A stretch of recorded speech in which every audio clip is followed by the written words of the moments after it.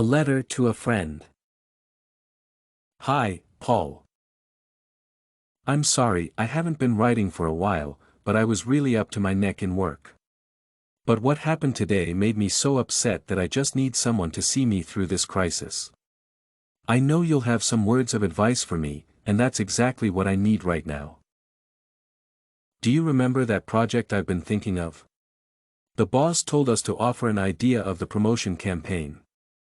I thought that this was an original idea and no one will ever come up with something like that, not in this lifetime.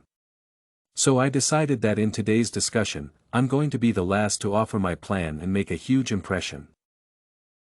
However, just before I was going to speak, that Peterson guy took the floor, and guess what, he offered the same thing I was going to. Sam Peterson stole my idea. Now I recall him always arriving at the office before me. He could have browsed through the papers on my table and even files on my computer easily. You must have thought it couldn't be worse, but it was even worse than that. Right after Peterson stopped talking, I stood up and couldn't utter a word. I know I should have told everything and show everyone what a two-faced liar Peterson was, but I just mumbled "excuse me" and left. Now that I've told you all that, I feel I can do something about it. Thanks for helping me let it out. I guess I'll need to explain to the boss what has happened at the conference. I hope you're doing fine. See you soon. Take care. Sam. A letter to the employer. Dear Mr. Linden, I am writing to you to explain the reasons for the incident which occurred during today's meeting. You probably remember I did not deliver the ideas concerning the advertisement campaign. In this letter, I would like to explain the reasons for the above-mentioned. How I acted can be explained by the fact that the ideas which Mr. Peterson expressed before my prepared speech were the same ideas that I was about to offer. Though some of the details were slightly changed, for example, I was going to offer a different color choice for the advertisement, the basic concept of the advertisement was designed by me. It is especially important to mention that we did not collaborate in the creation of the idea.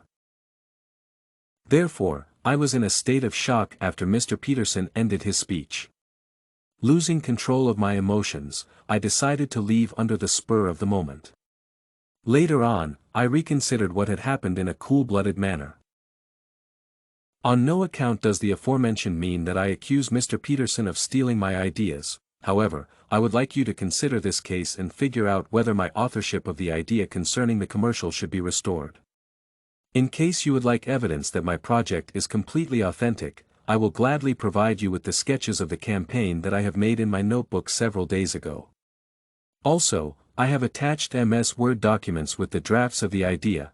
As you can see, their creation time is several weeks before the meeting. If you need more evidence of my work, do not hesitate to contact me at any time. Sincerely yours, Samuel Lynch. Letters Analysis and Conclusions. There is a huge difference between formal and informal writing styles. The first thing that should be noticed is the clichés. In the personal letter, there are some like "take care," yet they are rather unnoticeable.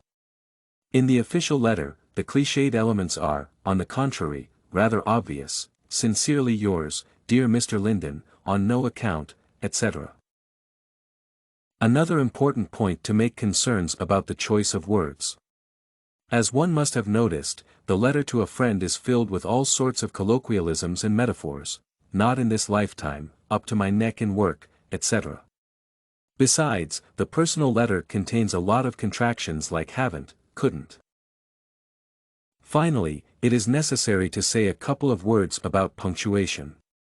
In formal letters like the one above, punctuation does not vary greatly, which makes the letter as dry as it can be.